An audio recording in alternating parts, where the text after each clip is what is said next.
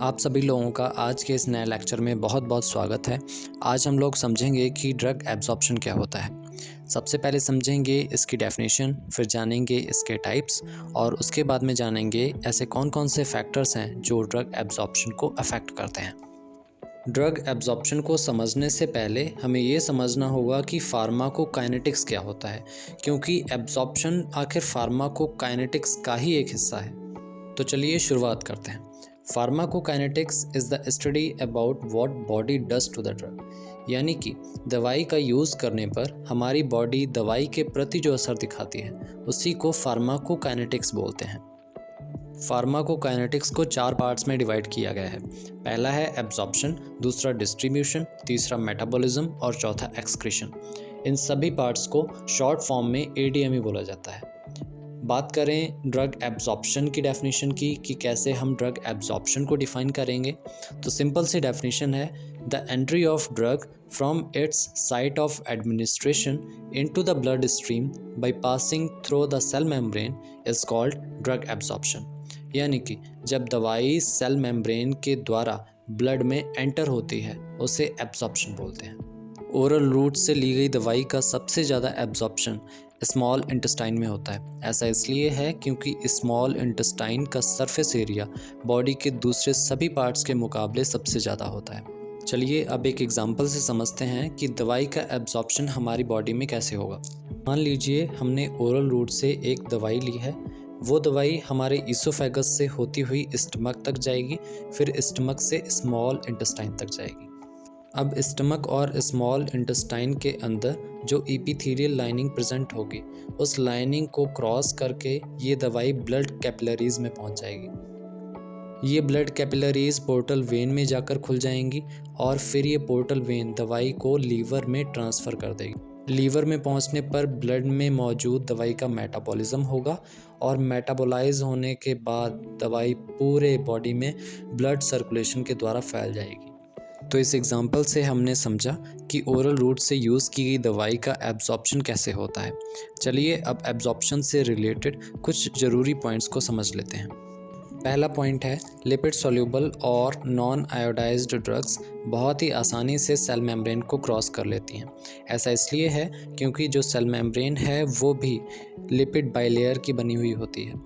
दूसरा पॉइंट है water soluble और आयोडाइज्ड ड्रग्स सेल मेम्ब्रेन को आसानी से पार नहीं कर पाती हैं। चलिए अब जानते हैं कि दवाई का एब्जॉर्प्शन कितने प्रकार से हो सकता है, यानी कि टाइप्स ऑफ एब्जॉर्प्शन। मेनली ऐसे 2 तरीके होते हैं जिन्हें फॉलो करके दवाई सेल मेम्ब्रेन को क्रॉस कर सकती है। पहला है पैसिव डिफ्यूज़न एंड फिल्ट्रेशन और दूसरा है specialised transport. Specialised transport further classify है 2 पार्ट्स में। पहला है कैरियर ट्रांसपोर्ट और दूसरा है वेस्कुलर ट्रांसपोर्ट। कैरियर ट्रांसपोर्ट के भी 2 पार्ट्स हैं। पहला है फैसिलिटेटेड डिफ्यूज़न और दूसरा है एक्टिव ट्रांसपोर्ट। इसी तरह वेस्कुलर ट्रांसपोर्ट भी 2 पार्ट्स में डिवाइड है। पहला है एंडोसाइटोसिस और दूसरा है एक्सोसाइटोसिस। अब एक एक करके इन सभी टाइप्स को थोड़ा सा डिटेल में समझते हैं। पहला है passive diffusion. The drug diffuses across the membrane in the direction of its concentration gradient, that is high to low, and the membrane playing no active role in the process. इसका मतलब ये है कि इस मेथड में दवाई बिना किसी एनर्जी का यूज़ किए हुए हायर कंसंट्रेशन से लोअर कंसंट्रेशन की तरफ ट्रांसफ़र होती है। Filtration, it is the passage of drugs through aqueous pores in the membrane. Cell membrane के अंदर कुछ एक्वस पोर्स प्रेजेंट होती हैं और वाटर सॉल्यूबल या फिर आयोडाइज्ड ड्रग्स इन्हीं पोर्स यानी कि सुराखों के द्वारा सेल मेम्ब्रेन को पार करती हैं। दूसरा है स्पेशलाइज्ड ट्रांसपोर्ट और इसका पहला पार्ट है कैरियर ट्रांसपोर्ट। सेल मेम्ब्रेन के अंदर कुछ प्रोटीन मौजूद होते हैं। ये प्रोटीन्स दवाई को सेल मेम्ब्रेन से आर पार करने में सहायता करते हैं और इसलिए इन प्रोटीन्स को कैरियर या फिर ट्रांसपोर्टर भी बोला जाता है। कैरियर ट्रांसपोर्ट के 2 पार्ट्स हैं। इसका पहला पार्ट है facilitated diffusion. It is a passive process and drug passes from higher concentration to lower concentration through cell membrane with the help of proteins. इसका मतलब ये है कि इस मेथड में दवाई का ट्रांसपोर्ट प्रोटीन की सहायता से सेल मेम्ब्रेन के द्वारा हायर कंसंट्रेशन से लोअर कंसंट्रेशन की तरफ होता है।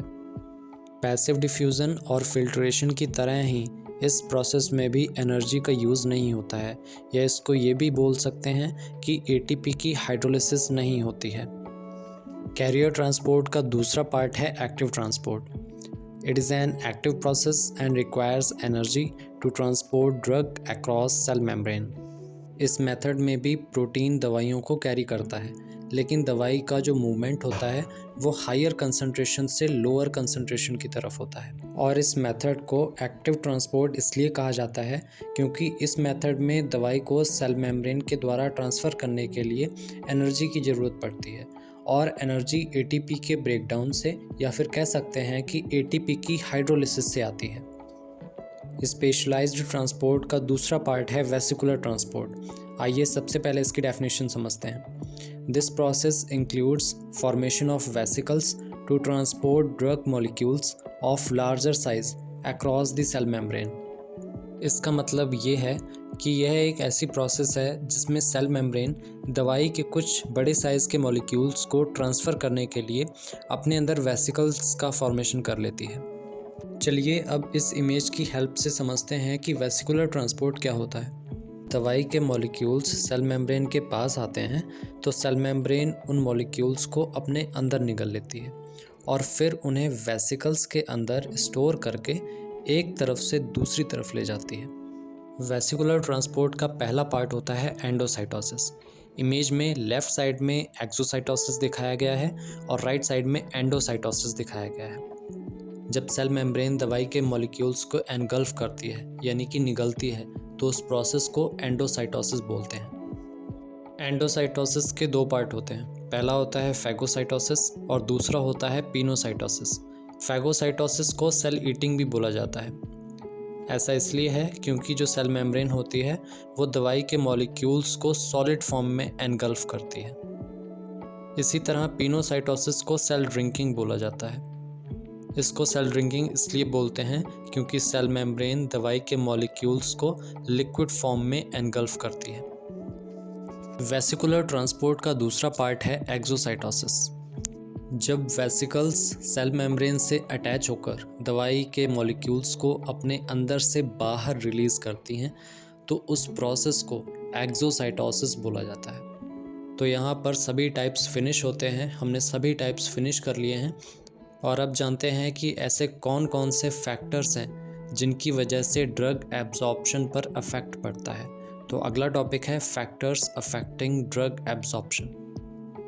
मेनली ऐसे 3 फैक्टर्स होते हैं जिनकी वजह से ड्रग के एब्जॉर्प्शन पर असर पड़ता है। पहला है पेशेंट रिलेटेड फैक्टर्स, दूसरा है फार्मास्यूटिकल फैक्टर्स और तीसरा है फिजियोलॉजिकल फैक्टर्स। आइए एक एक करके इनको समझते हैं।